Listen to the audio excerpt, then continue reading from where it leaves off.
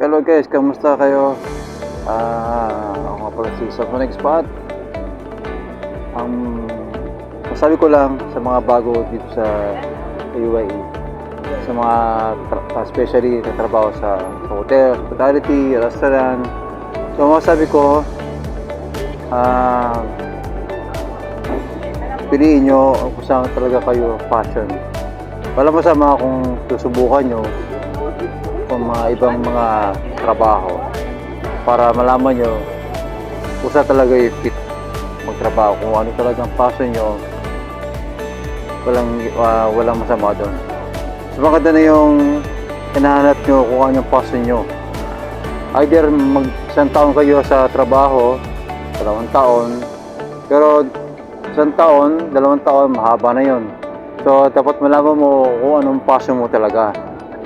Pero hindi may iwasan na it takes time kung paano mo dadali yung sarili mo sa tunay mo maging profession.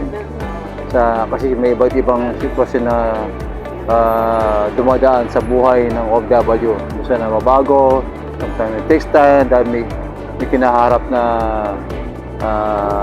pasanin o sa pera o ano pa man.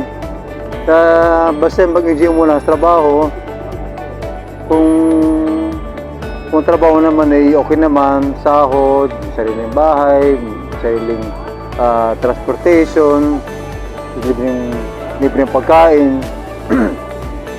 Tapos ito pa,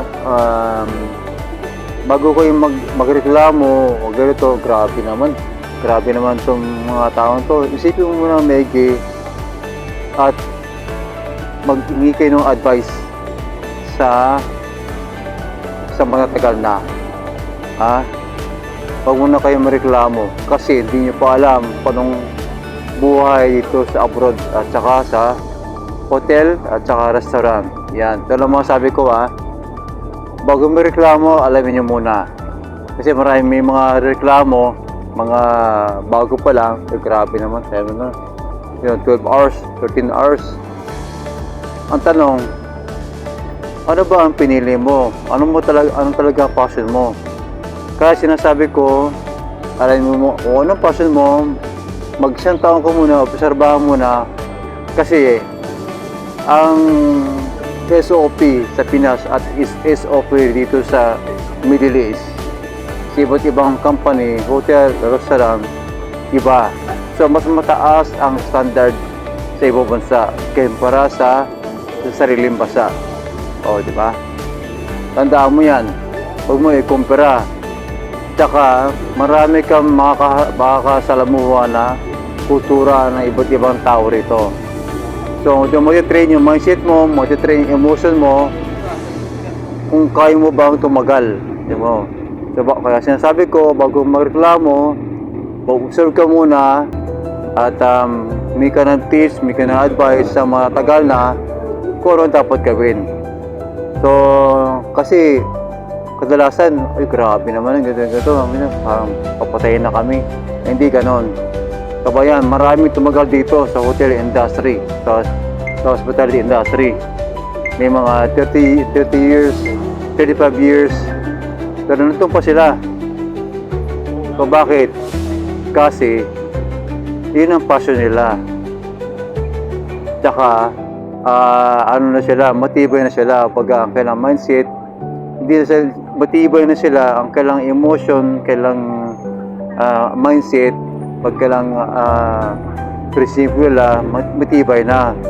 So sa mga kabayan natin, mga bago pa lang, bago kayo mareklamo, kailangan muna kayo ng advice, mga tips, para may idea kayo sa mga susunod ng kaharapin nyo. Hindi na kayo manghina loob. Kasi kailangan dito sa labas ng bansa, malakas ang loob. So, alam mo na hindi madali mag-abroad, hindi madali mag-OFW. So, nakita mo na ang sitwasyon. So, sa mga gusto mag-abroad, siguraduhin nyo na kaya nyo mag-abroad. Okay? Iba ang SOP sa Pilipinas, ibang SOP sa abroad. dahil mas maigpit at mas maraming tinatawag na mas maraming drama yung ano dito sa UAE. So yun, pag-isip-isip muna, gusto pumunta rito sa abroad, sa mga nasa Pinas, gusto magtrabaho sa hospitality, yakin nyo, ready na ang mindset nyo, yakin nyo, ready na ang emotion nyo. Yeah. So sa mga tuturis dito, visit visa, gusto nyo magtrabaho o sponsored kayo ng pamilya nyo o kung si pa man, gusto nyo magtrabaho sa hotel industry, sa hotel, sa restaurant, so mag-comment lang kayo dito sa comment below, mag-likes kung gustuhan nyo. So hindi naman, okay lang naman. Sa mga nagustuhan na aking mga advice, mga tips, i-share nitong video na to para maaaring makatulong sa iba, na magiging inspirasyon, mag-motivate sa inyo para matupad yung mga pangarap sa buhay. Kasi dito, kasi depende sa tao eh. May mga taong gustong panatilihin ng mababang level ng posisyon, meron mga gustong tamaas ng posisyon, mag-level up.